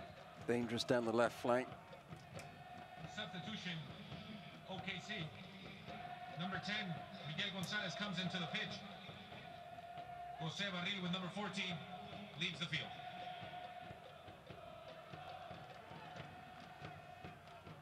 Kaffa is falling into open space. Argueta rising up with Dixon. Cesares sent it upfield. Kaffa up the line looking for Verhoeven. Slid out away. Dixon will come pick him up. 18-year-old staggers back to his feet with a smile on his face. Wow. Ball for Kaffa. Laid across. Now the race is on for Energy to try and move the other way. Slowed down by Del Campo. Verhoeven does some of the little things that just make your jaw drop. Ball played into the middle. Argueta chasing. Argueta scores! Ronnie Argueta capitalizing on Energy's mistake. 78th minute. 2-1 Foxes.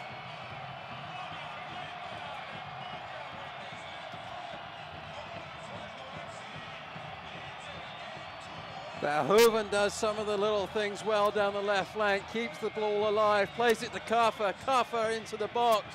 A fortuitous bounce, but again it takes advantage. Stays with the ball, puts it into the back of the net with his left foot. A members bounce for the Foxes. And the energy are distraught. The celebrations begin. 4 goals. Oh, well, here comes, you got to pay the piper. It should be a yellow card for Arqueta. A goal and a yellow. That's the way to get it done. 4 goals in the last 3 years for Colorado Springs, and the scarf-wearing head coach, all smiles. It's 2-1 Fresno, and now they've got to hold on to this advantage, something they didn't do very well the first time around. Well, they've got took 6 minutes for the energy to tie the game in the first half. Fresno have to defend for twice that to see this one out. Now, members bounce indeed. That off Callum Ross in front of the goal. Camden Fayewo shot out of a cannon. Camden Fayewo still trying to get by Dixon. Camden Fayewo, edge of the area. Dixon won the battle. Still on for Fresno. Adam Smith's arms are still outstretched. Well, frustration for him in the 80th minute. And the attack pitters out. Great battle there. Camden Fayewo, head down, head of steam, going forwards, getting into the attacking third. And then just a great battle between him and Dixon. And I think that was the right decision not to blow the whistle for a foul. Want a behind the scenes look at Fresno FC? You can stay connected Dixon with these tried to shows tap on it social ahead to media Gonzalez. at FFC Foxes on Facebook, Instagram, Twitter, Barrera and Snapchat. That's wanted to FFC throw as Foxes quick as he could. on all social media Would have been a foul throw anyway. He lifted his foot. Ball would go the other way, no matter what. Tossed in by McLaws. Ross lifting long, played it through. Rainish helped to usher that out to Massey. Sprinting through. I who prepped with Francis Atuahene, who was drafted 4th overall by Dallas. Tumasi picked 11th. Also, Rashid Nuhu is a prep. A goalkeeper at Fordham, who took them all the way to the Elite 8 this year, shocking most of college soccer. Up in Connecticut.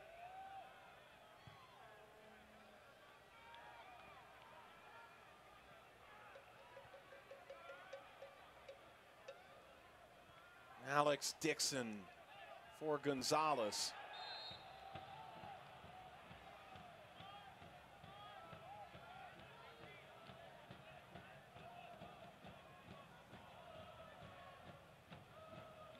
Free kick coming for Oklahoma City. Still a ton of time left on the clock if you're Energy. A lot of time, and then there's going to be the stoppage time as well for the substitutions that have been made in this second half.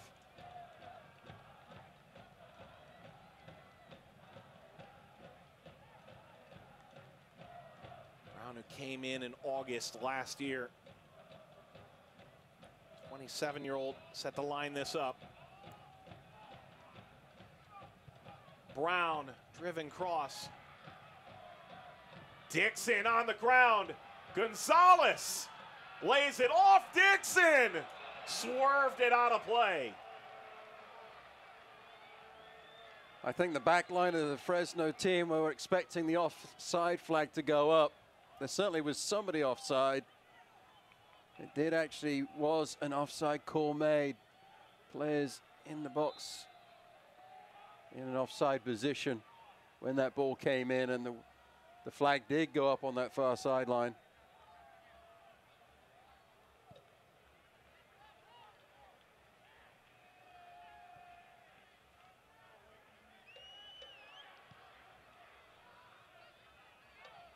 Foxes fans, remember it's not too late The to get fresh your legs of Alex Dixon. and join the originals. Season tickets starting at Pushing $12 away. a match for Navarro. 20 home matches. And now Contact Gonzalez. our ticket experts Dixon. at the ticket sales table on the concourse today.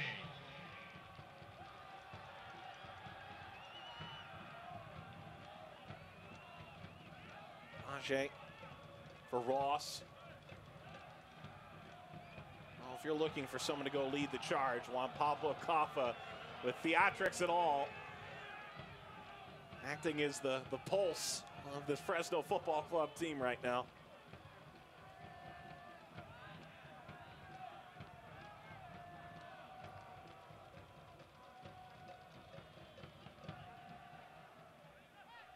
Ross, Chavez,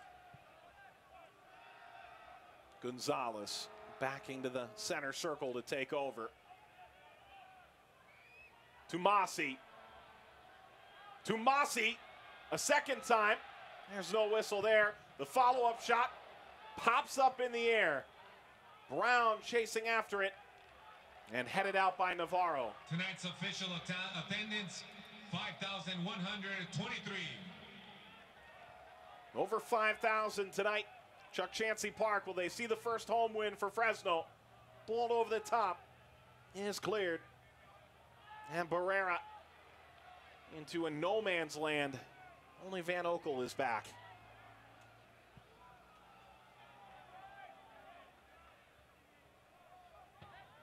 Challenge right now, though, for the Foxes is not to drop too deep defensively. Otherwise, the ball is just going to be coming back down their throats without any respite. Counter is on. Caffa cycling back to take over. Numbers pushing ahead in blue. Back by Verhoeven. Brown in the middle of all of it.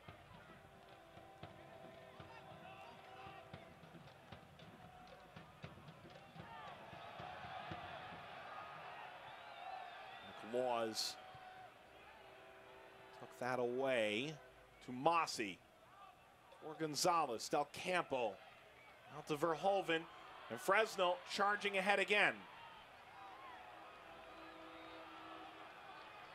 Barrera wants to be played. Overlap, but Barrera chooses to go down the middle. Verhoeven. Turn, Argueta keeps it still! Knocked away Van Oekel. Oh, just the right swipe. And eventually knocked out of play. Belongs to OKC. That is a special save. Argueta there, in on net. Bravely, the goalkeeper down at his feet. Clean touch from the goalkeeper, beautifully done.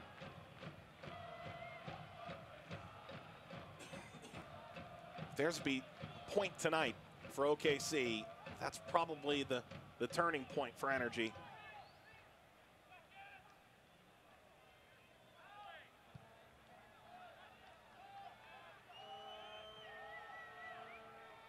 Van Oekel again. He's a guy that Steve Cook saw with RSL last year, and the numbers were not good for Van Oekel. At the time, nothing was really going right for Al Salt Lake. Made that coaching change mid-season. Things got better with Nick Raimondo returning and Mike Petke taking over, who had led the Monarchs over that offseason.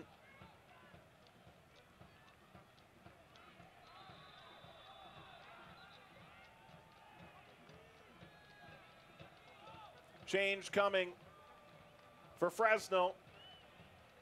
And that's enough for the captain. Juan Pablo Caffa scores one of the most memorable goals in Fresno's early history. Scoring back in the 15th minute with this phenomenal free kick. A wonderful free kick. Placement, power. Beating the goalkeeper. The emotion that he's shown and the leadership that he's shown throughout this match. Played in a lot of different positions as well. Center midfield and up top today.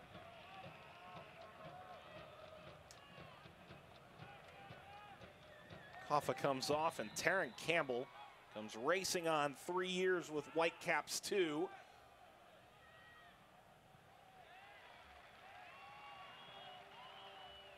We didn't get to see number 27, Rodolfo. Oh, mystery man has to wait. We spotlighted him pregame, and it's really tough to figure out where exactly he comes from. 27 for Fresno. This is his first time available in the 18. But we're all robbed of the mystique seeing him actually play.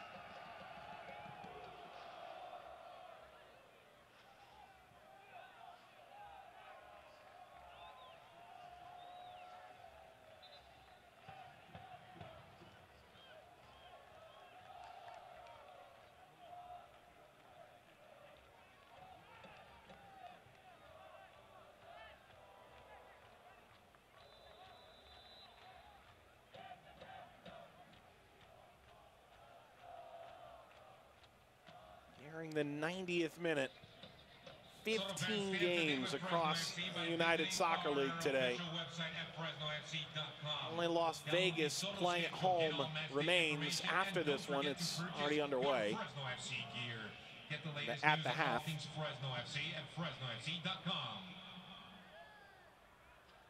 OKC trying to find a late equalizer here and maybe something more. Well, the Zorros would like to put this thing down a little prematurely.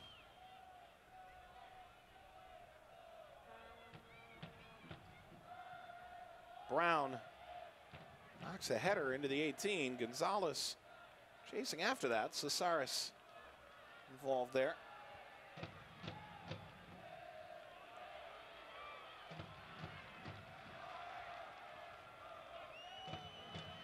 Barrera laces a through ball. Campbell going all the way. Van Okel's got to play quick.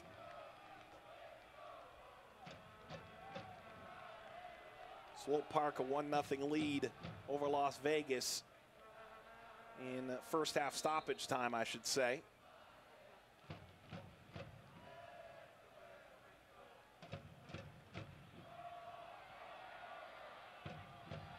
Well taken by Energy FC as we near stoppage time here. Should be 3 minutes of added time. Verhoeven. McLaws takes over. Indeed, 3 minutes. 3 minutes of stoppage time ends here in Fresno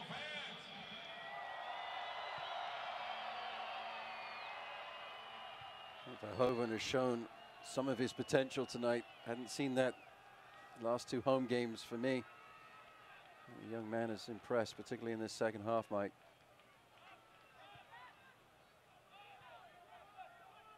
Including keeping the ball on the touchline, getting it to Kaffa, which led to the goal by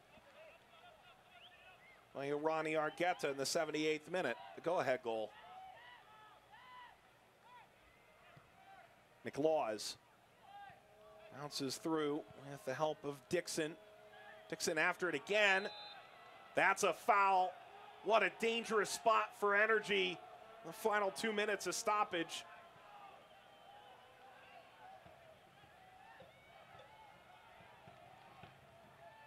A little bit tired on the lunge there was Navarro. This is a great opportunity for the Energy. Sure, everybody will be up. Well, Rainish has to be a little careful here. This is the kind of place where you could try and swing this around. Ground services have not been the best tonight. Can he find one good one to end the game?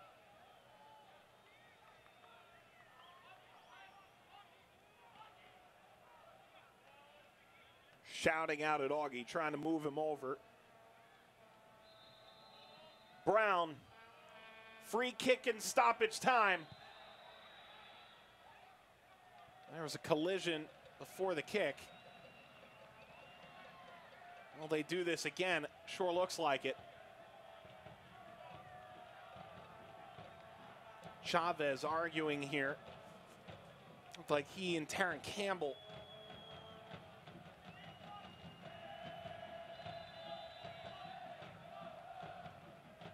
Well, Brown a second bite at the apple. Brown swerves it in front. It's over the top. Ibiaga Looked like he was last to touch that. He's racing after the referee. Can't believe it. All the Energy players thought that was out off of Fresno. It looked like it did come off of Del Campo. Abiaga was there at the near post. Had an argument for the corner kick, certainly. Oh, Cook's looking on. There's no ambiguity about how he feels. Del Campo, like he got a shin to that. Goal here for Fresno would likely put it away. Argueta goes down. Energy looking for a last gasp equalizer. Gonzalez dispossessed. What a move by Cesaris into the corner. Knocked out, and Fresno can taste their first ever home win. Another late goal for a team that's been chock full of them this year. Referee trying to wave play back in. Verhoeven looking. Barrera. Verhoeven. Verhoeven toward the corner flag. Verhoeven showing off the skills. It's a throw for Fresno. The crowd applauds.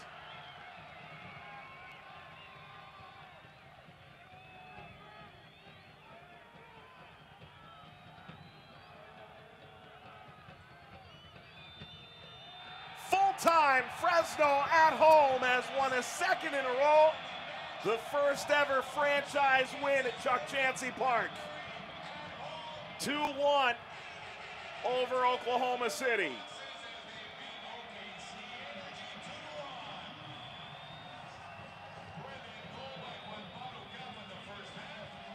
Respect between the coaches.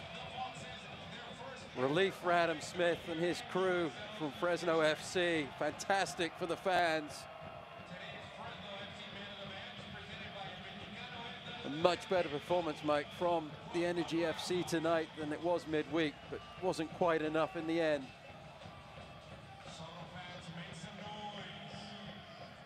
And that cross-eyed fox really likes it. Fuego waving a scarf overhead as Fresno Football Club has their first ever win at home in their third crack at it. A loss, a draw, and now a victory as they move to 7 points on the season through 4 matches. A team that has such high ambition. Fresno jumping out in front. Kaffa wronged and so very right just a moment later in the 15th minute. 6 minutes later, Sia responds. And in the 78th minute, Ronnie Argueta pulls the game winner. Fresno 2, OKC Energy 1, as Fresno picks up their first ever win at home.